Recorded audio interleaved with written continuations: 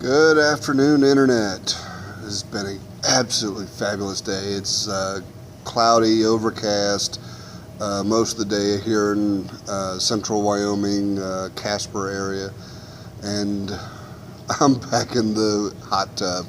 This hot tub just feels so good. I told you I was going to give you updates every day of trucking school. Today is day 2 of CDL trucking school, and learning a lot. I mean, learning a lot. Let's see.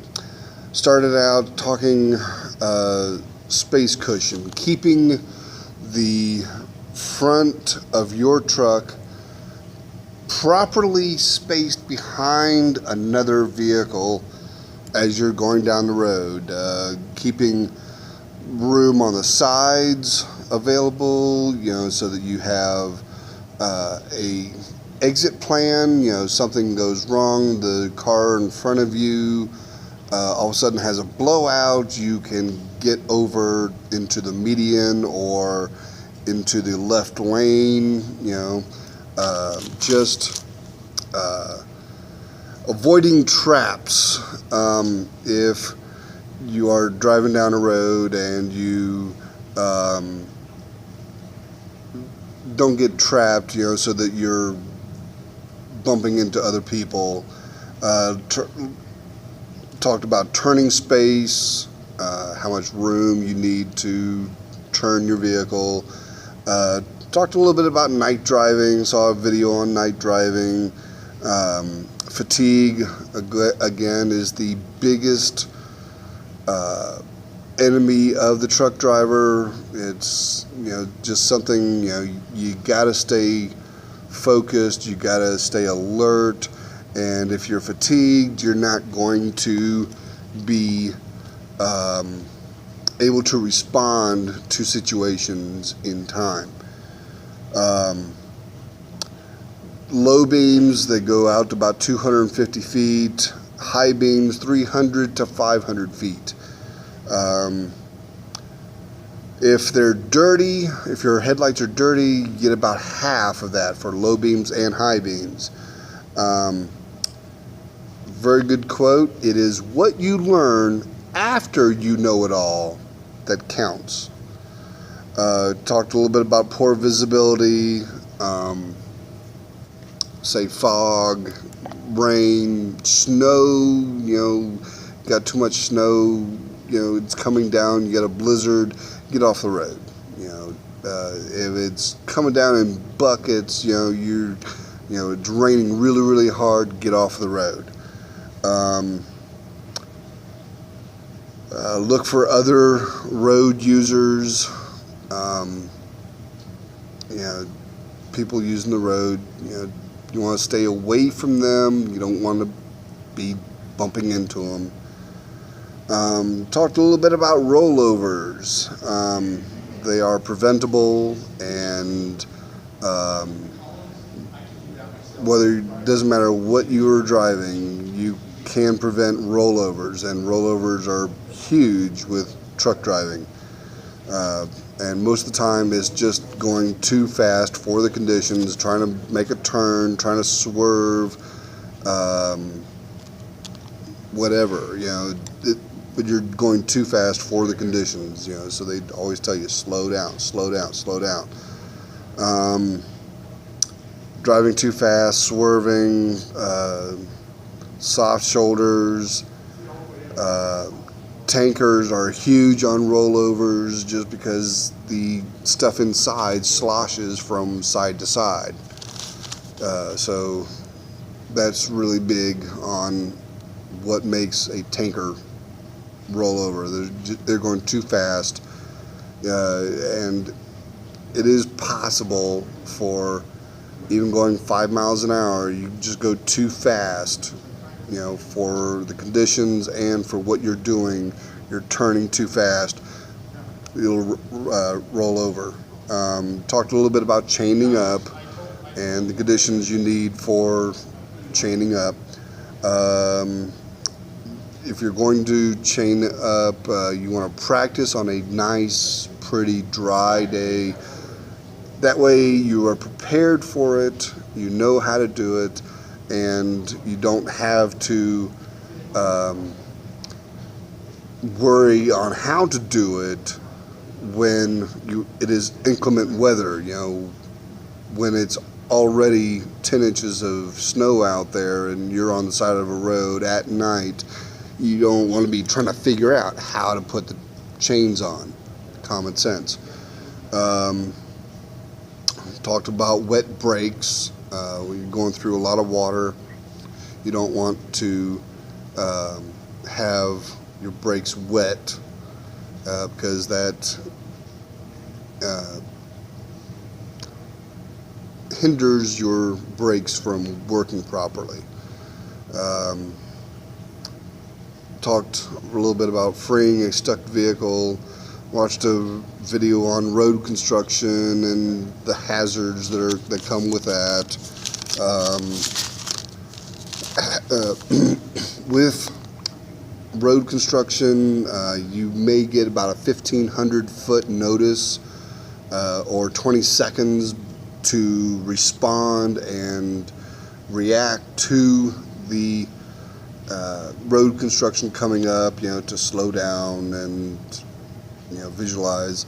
Now there are some GPSs.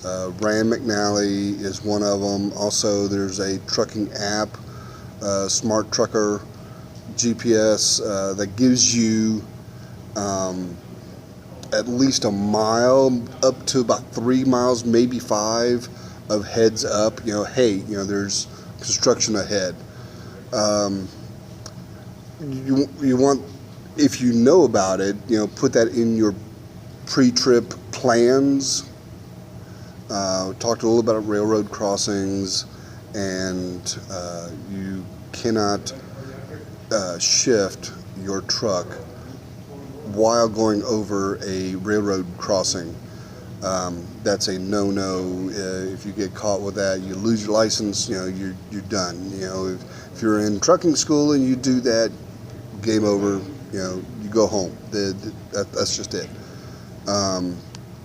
There are active and passive railroad crossings. Active, the lights come on, the little gate comes down. Passive only tells you, that there's a railroad crossing there.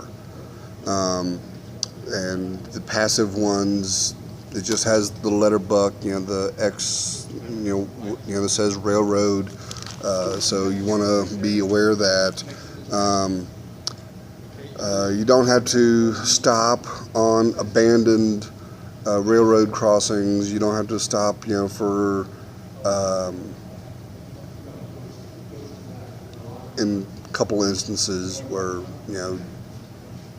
the railroad is just not in use. Be alert. Always expect for there to be a train coming.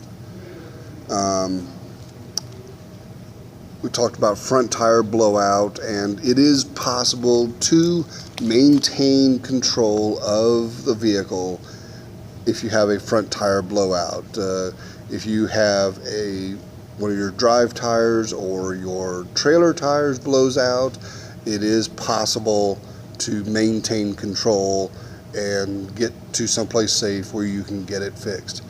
Talked about accelerating and steering. Prevention is the best way to avoid a blowout. You should be doing your pre-trip inspection every single time something happens. You change your status before you start driving. After you get done driving, you should be inspecting your truck, making sure everything's okay, especially your tires, because you can prevent the blowouts. And even with today's newer tires, if you are inspecting your tires and making sure that they're proper inflation, proper tread depth and everything, you should not have a blowouts. It does happen anyways, but avoid oversteering with with a blowout, skid control and recovery. We talked about that. Poor weather, road hazards, user hazards. Talked about traction and grip on the road. Talked about wheel load for the weight of the tire. Shouldn't be overloading your tires with the weight of how much stuff is on your truck. There is a such thing as overloading your tires, and your maximum load weight, your truck, your fuel, your trailer, your load, everything in your truck, no more than 80,000 pounds, period. No more than 80,000 pounds. Let's see, talked about skids, front wheel skids, skid prevention, just slow down, that's the biggest thing. People just going too fast for road conditions, and when something happens, they aren't able to react in time, and the truck itself, especially if it's light, you're going to skid. You're either going to have a trailer skid, you're going to have your drive tires skid, or your front tires are going to skid, or all of your tires are going to skid, and that is not a very good situation. So you want to prevent that by just slowing down. Talked about tanker driving and techniques, talked about maintenance, went over diagnosing and reporting things going wrong with the truck. If you don't feel comfortable driving the truck, operating it after doing a pre-trip inspection, it's out of service, you have to get your stuff fixed because you don't feel comfortable driving the vehicle with those things broken. If the water pump is leaking, don't drive it. Get it fixed first. Talked about dry van cargo. Want to make sure it's all secure. Inspect the van, doing pre-trips. Talked about different kinds of securing a load inside of a dry van, using blocks, bracing, dunnage. So my next page. Talked about friction, using a friction mat and a load bar, tie downs, distribute your load evenly, cargo documentation. Talked about bill of lading and freight bill. Just went over that. Didn't really go into detail about it because you learn that on the job. Talked about the freight bill must be issued. It may not be issued. It must be issued by the shipping company, not the receiving company, by the shipping company. We learned about CSA, Compliance, Safety, and Accountability. Learned about SMS, Safety Measure Systems. Learned about behavior analysis and safety. Improvement categories, on how you're doing. We went over hazmat. We didn't spend a lot of time on it. We just went over a little bit what truck drivers need to know. There's 9 hazard classes. Then we went on to hours of service and how long you can drive at one time, and that's 11 hours straight. You can drive 11 hours straight. You have to take a 30-minute break within 8 hours. Adverse weather conditions, we went over that. 10,001 pounds or more. Can't remember what that applied to.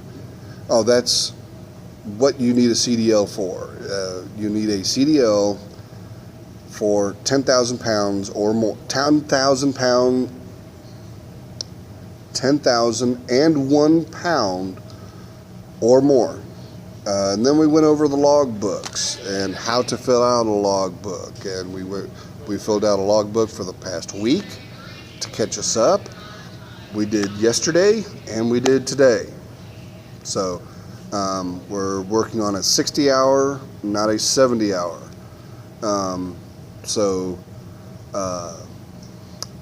And then we went out to the truck and we met the truck. It is an international, does not have any sleepers in the back. It has 4 seats for the students. So tomorrow, because we only have 5 students, we will go out to the truck. We will do a pre-trip inspection. Everybody does a pre-trip inspection, and then we will learn about driving tomorrow. So that will be a huge thing. Gonna get behind the wheel of an 18-wheeler and learn how to shift and back up and just get proficient with the truck, and doing a pre-trip inspection. All right, y'all. Thanks for watching. Please share the video, and if you want to, click subscribe so you get the updates on when I update the videos. All right, thanks, y'all. Later.